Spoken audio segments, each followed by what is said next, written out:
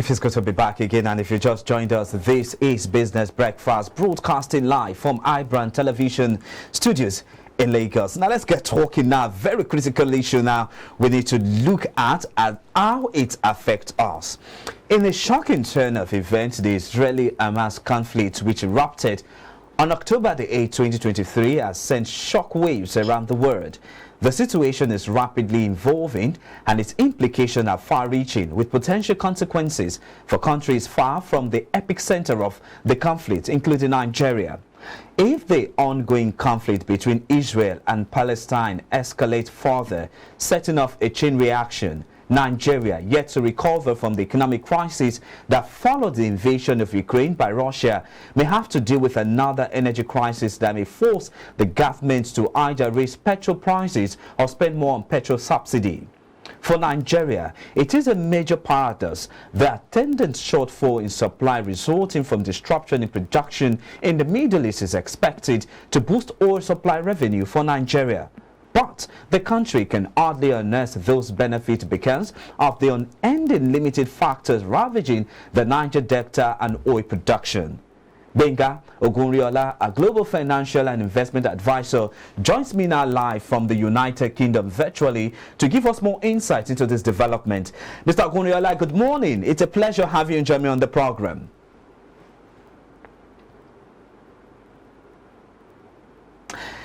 Mr. Ogunriola, can you hear me now? Good morning. It's nice to be here again with you today.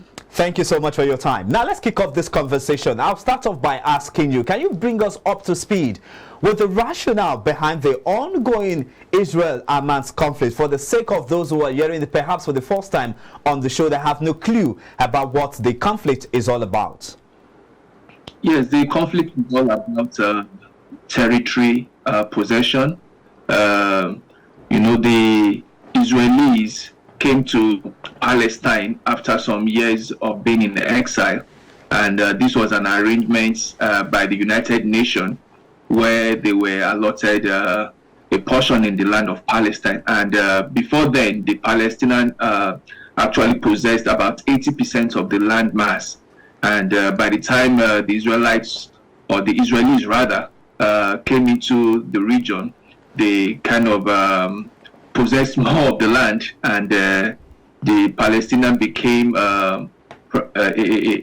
more like a minority holder in the possession of the land. And there's been a lot of conflict over the years, which in a way has reduced the land mass of the Palestinians in favor of the Israelis. So it's all about territory possession, and I believe that that has been playing out over the years with a lot of support for both sides, while you have the Western countries in favor of the Israel. You have the Arab countries and some other countries in favor of the Palestinians. And so it's been a very volatile and delicate political issue, worldwide. And now that it's coming up, it should be a source of concern again, because anytime there is this kind of friction in the Middle East, it's always something that, if not well curbed, it could go out of hand, and it affects the larger economies of the world in general.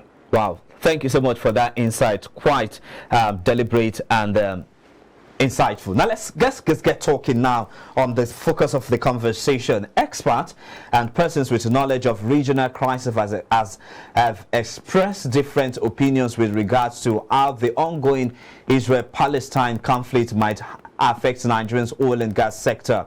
Some say the impact may not be anything to worry about because both nations are not oil-producing nations. What's your thought on this? And in your own view, what implication do you think this ongoing crisis will have on Nigeria's economic outlook? All right, so before this crisis, there's been a shortfall in the world oil production. Yes. And that is why you would notice that in the last 2 months or thereabouts, there's been consistent rise in the price of crude in the international markets. Exactly, very true. Russia and Saudi Arabia tried to see how they could fill the gap, but even with their efforts, there's still a shortfall, and you see the price is still going up. Now, the implication of the war for oil generally in the world market, because oil still remains a very significant material that affects the economy of the world generally. So when there's a shortfall in oil, in the production of oil and supply of oil generally in the world, what you see is the price going up, the cost of energy going up in most countries, and of course that has a ripple effect on the whole economy, because most of the drivers of the economies are dependent on oil. I mean, you talk about the industries, they are all dependent on oil, and so it has a ripple effect generally world over. And you will notice that over in the last couple of months too, most of the countries that have had issues of inflation in the past have been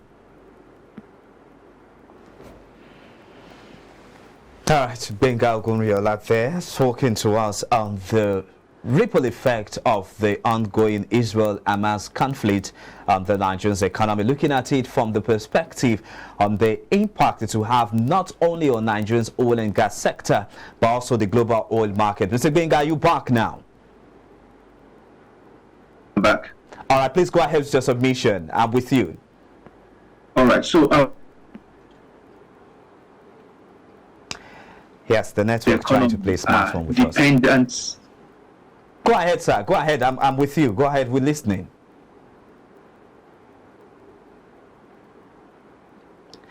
Yeah, that's the network trying to play smartphone on us. But then again, we'll still have to continue the show.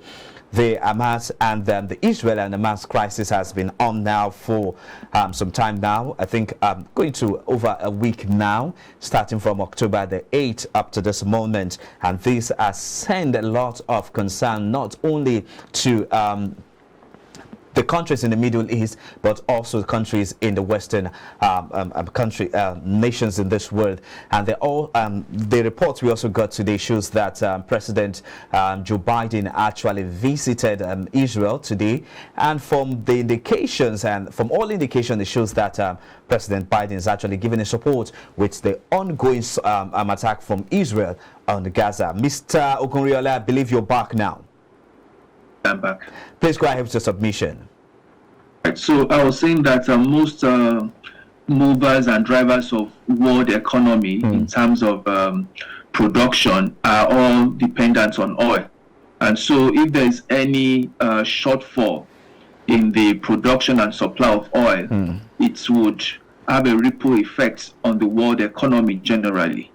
And what we are saying, even though the two countries involved are not oil producers. Yes. But we don't know how this war, could evolve in the next coming weeks. Okay. Because we see a lot of countries already showing support for both sides, and if this support turns into them being involved also directly, because we've heard about Iran also threatening to join the war if Israel continue with the bombing, and if this happens, of course Iran is a major oil producer in the world.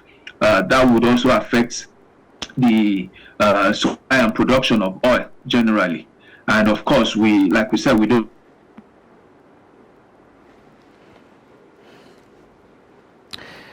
Global financial and investment advisor Benga Ogunriola speaking with us live from the United Kingdom on the ripple effect of the ongoing conflict in Israel and Gaza on the oil market, global oil market, and also by Nigeria. Mr. Benga, are you back now?